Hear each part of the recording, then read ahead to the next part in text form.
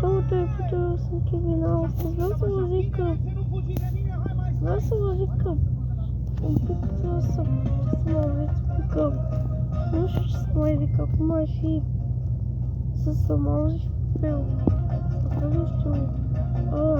Vreau să vă zic acum că a început ceva Spotify și... Am lăsat acolo 10 lei să mai iau capul său. Cred că da. Asta e 78. Pentru că practic avem un suet trăia de cu...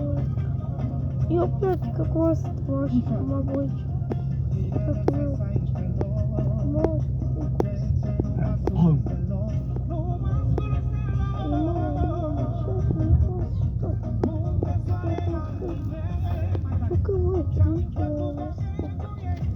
hai să vă suet pentru că după aia mergeam la Mac acolo.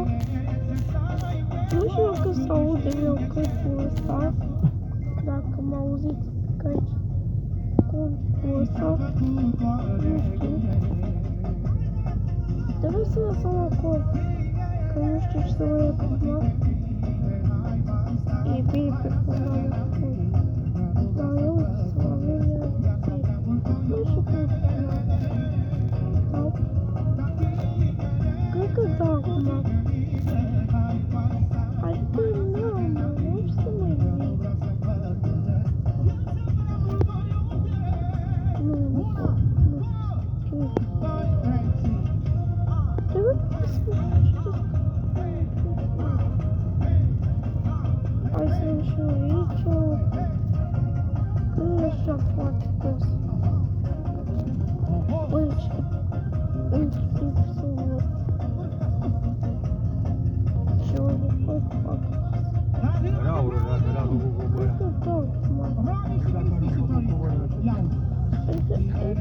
Kevin, bă, ăla acolo așa e cu toate. Adică da, acum. Eu să fac. Bă, ăla acolo să meargă, deschide, el apasă degetul, uite așa. Așa apasă. Adică Întoarce-l cu gura că te... Adică da. Adică... Dă cu mâna acolo în dreptul la oglindă, că nu vede tare. Scoți-mă, da. Da. Haideți, da. Așa, ceva. Nu știu, crezi că tu pui și... Hai să...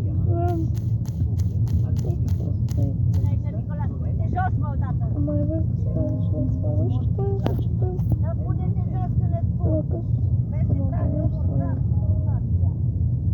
Adică acum este timpul plecat. Cred că da, acum nu știu. Adică nu știu să mai zic. Hai să ne iau aici. Ok mă voi. Ia. Dacă v-a plăcut episodul